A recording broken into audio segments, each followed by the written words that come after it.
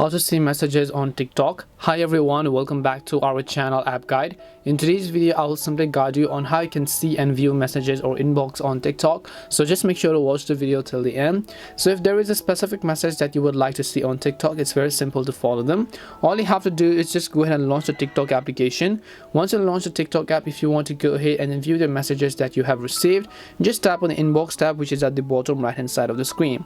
Then once you tap on the inbox tab, you'll be able to see all the activities at the top. You'll also be able to see new followers, and then you'll be able to see the messages that other people have sent you.